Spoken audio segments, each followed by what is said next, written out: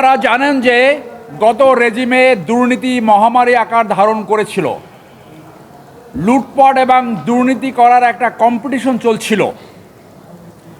সেই কম্পিটিশনের বাইরে ছিলেন না সাবেক অবসরপ্রাপ্ত বিমান বাহিনী প্রধান air chief marshal Sheikh Abdul Hannan.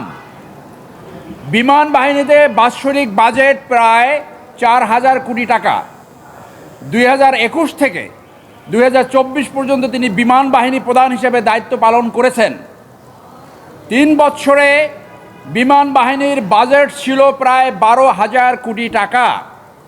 তিনি এই 3 বছরে প্রায় 3,000 কোটি টাকা দুর্নীতির মাধ্যমে হাতিয়ে নিয়েছেন, যা বিমান বাহিনীর 3 বছরের বাজেটের 25%।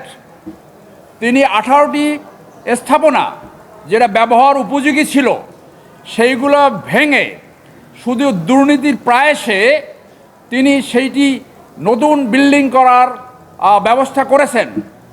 সেই বিল্ডিংগুলো এখন অব্যবহৃত অবস্থায় পড়ে আছে।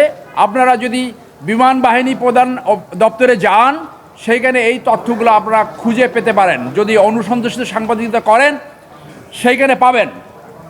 তার 2 স্ত্রীর নামে গুলশানে তিনি প্রায় 40 কোটি টাকা দিয়ে ফ্ল্যাট উপহার দিয়েছেন। তার দ্বিতীয় স্ত্রী একজন বিমানবালা। তার মাধ্যমে এবং জনৈক গ্রুপ ক্যাপ্টেন আবু জাফর চৌধুরী অবসরপ্রাপ্ত, তার মাধ্যমে তিনি দুবাই, কানাডা এবং যুক্তরাষ্ট্রে মানি লন্ডারিং করেছে বলে অভিযোগ এসছে।